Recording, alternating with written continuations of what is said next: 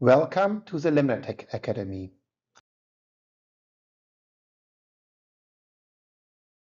This is the final video of our mini-series on root analysis. I will discuss a few special considerations for creating an analysis definition from the grid we developed in the last videos. These considerations may apply to other scenarios as well.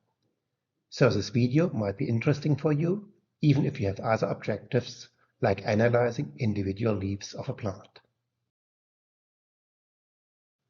The issue we need to deal with is that we have some measurements which gave us one value per parameter and sample, such as total root length. Other measurements gave us multiple values per parameter and sample, for instance the density of a root at a given depth or the angle of a side root. So we have a situation as displayed here. I use color coding to emphasize the different result sections. The violet columns display the sample index. For simplicity, we have just one sample. The orange columns are those with one value per sample. The blue are our root abundance by depth. The number of rows is here the same for all samples, but it's always be greater than 1. In this example, I considered only 5 depth sections. The final green group are the values per main or side root. We have a rank column, which tells us if we have just a stem or a secondary or even ternary root, which would be denoted by 2. We have the index of the side root and the length and the angle of each root. The number of rows in this section is different for every sample. Please note, the main root has no parent root and hence no angle to it. We use the pseudo number NaN or none instead. None stands for not a number. We may have similar situations in other analyses.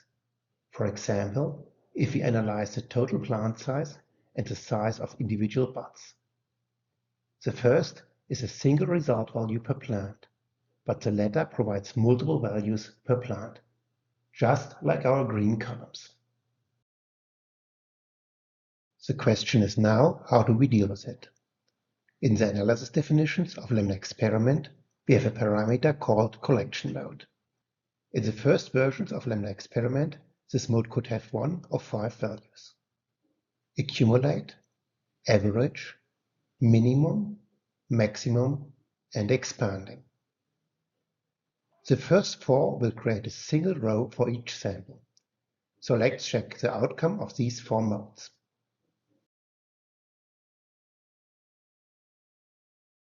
For the orange columns, all 4 modes create the same result. But for the other columns, the results are different. But in our case, neither of them seem to create a meaningful value except for the orange columns. So what are these modes good for? If you have just one value per sample, you can use any of them. You will get the same result.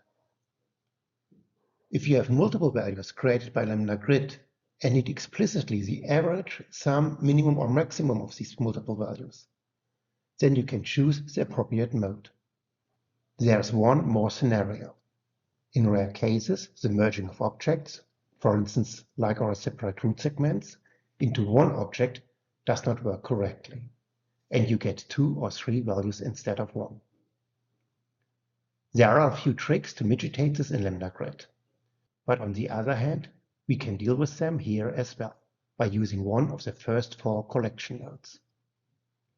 This works good if you have a parameter like area where the sum of its constituents is actually meaningful. In a future release of LemnaExperiment, we will add a 7th collection mode. This mode will be named Report. If there's just one value per sample, this mode will convey this value into the results table, just like the first 4 modes. However, if there are more than one value, it will issue an error signal, and the analysis job will be marked as failed. This will be an alternative way of dealing with the aforementioned rare issue. But back to our example. Here we have to do something else. So let's have a look at the fifth mode, expanding. In this mode, each writer gets its own set of rows. In other words, it expands existing rows such that the results from different writers do not appear in the same row. This is because the values from one writer with multiple values usually is unrelated to those of another such writer. In other words, the density values at a depth of, let's say, 2 is absolutely unrelated to the values of the second side root, although they both happen to be in the same result row. The collection mode expanding avoids this misalignment. All cells which are not filled with actual data are filled with NaN. You remember, this pseudo number stands for not a number and is used to indicate forbidden results of a calculation, such as 0 divided by 0, or to indicate missing values. This mode is an improvement, but the many NaN are a problem, and even different single-value writers would be expanded away from each other, although their results are connected. Therefore, in LemnaExperiment 24.11, we introduced a sixth mode. This mode is called individual.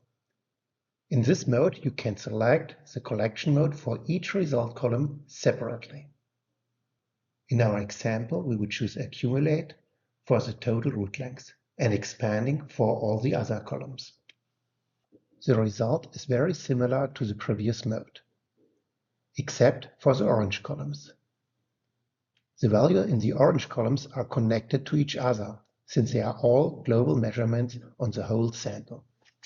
This is the mode I will use in this video. But before we get into LemnaExperiment, we should plan which columns we shall copy to the database and which collection mode we will use on each of them. As said, we will use the collection mode individual. We will use expanding on all parameters from the density and details writers, except for the total number of branches. This value shall be the same in every row. We just want this one value. We could use any of the minimum, maximum, and average modes, but I choose maximum. We will use accumulate on all others. With this defined, let's create an analysis definition in LemnaExperiment. Here we are back in LemnaExperiment, more precisely at the analysis definition page. We want here to create a new analysis definition for our grid. First, we need to import our grid.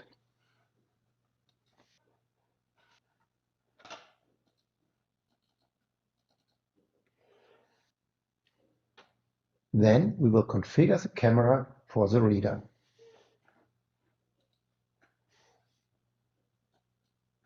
Now we came to the essential part. First, we select the collection mode individual. You may notice that the collection type menus in the output translation table are now enabled. We will now scroll to the list of columns and select and rename those we like to have in our final result.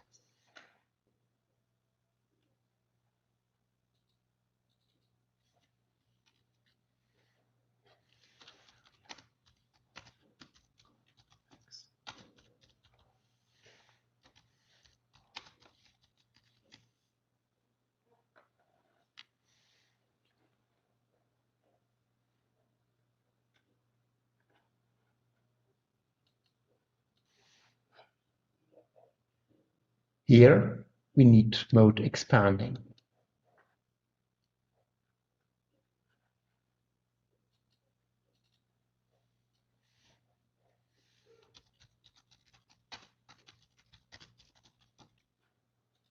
And for this writer as well.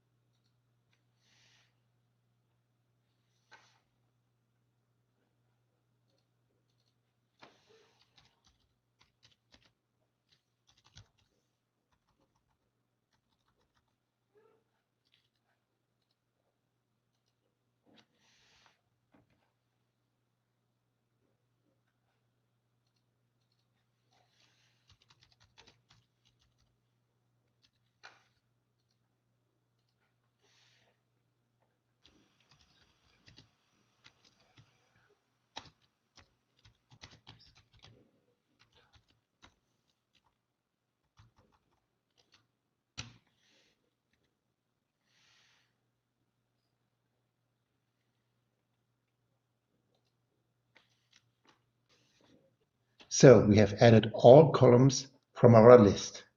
Let's check our selection. We hide all columns which we have not selected.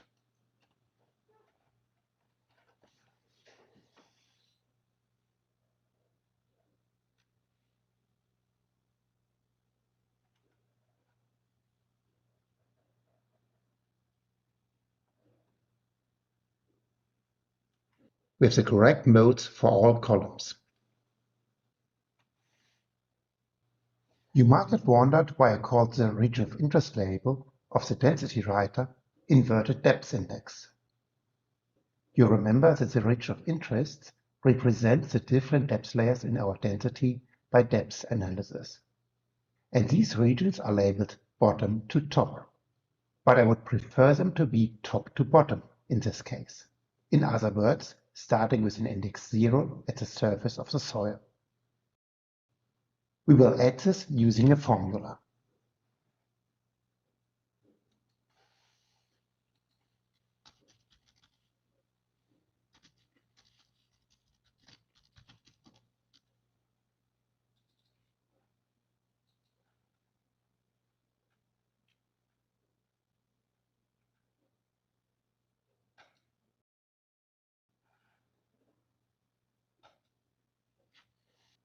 One final consideration is required here.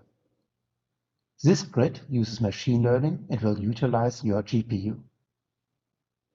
Therefore, we need to define the required GPU resources. In order to determine these resources, we have to go back to LemnaGrid.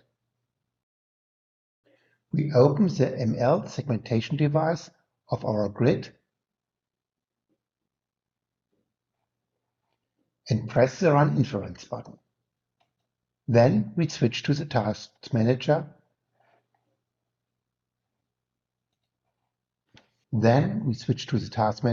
and look in the Performance tab at the active GPU. This is usually the last entry.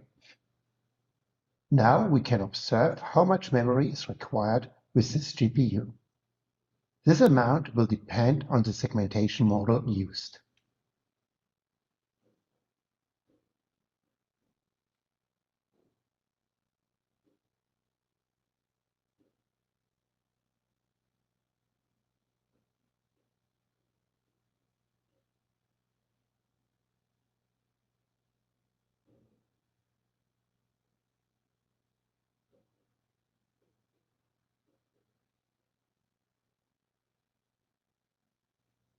In this case, we need about 3.5 GB. With this knowledge, we can define our required resources. In this case, we select 4 GB of GPU RAM. I select no GPU requirements itself because we do not need the complete GPU. Another process that requires less than the remaining 4 GB may run in parallel. However, if the GPU RAM on your machine is used almost completely, then you should allocate one GPU. If you have multiple analysis PCs in your network with different capable GPUs, then you should reserve only GPU RAM. This will block the GPU on machines with less GPU RAM as well. Finally, we rename the analysis definition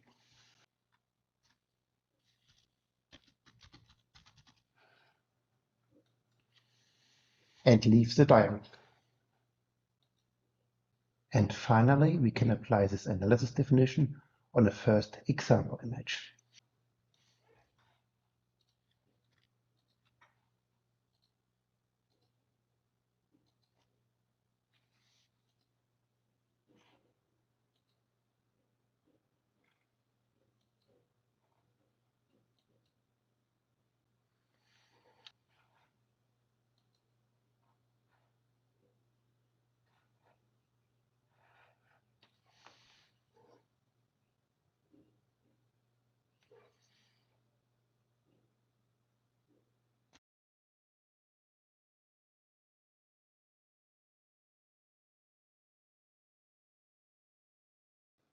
So we have our first results and can look at them in the results table.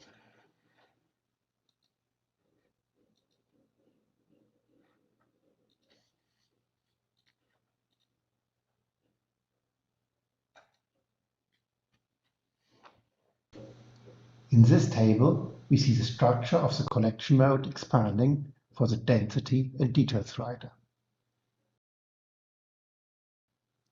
In the first 11 columns, we have none for all columns from the details writer and values only in the density writer columns.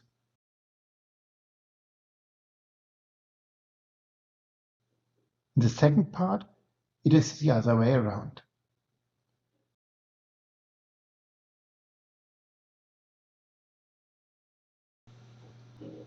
All columns with accumulate mode have the same value in all rows of the same sample. And that's it for this mini-series of videos on the analysis of roots. I hope you have now a better understanding on how to create analysis of roots. In order to understand the machine learning part in the ML segmentation device, please check the videos in class 6. See you there.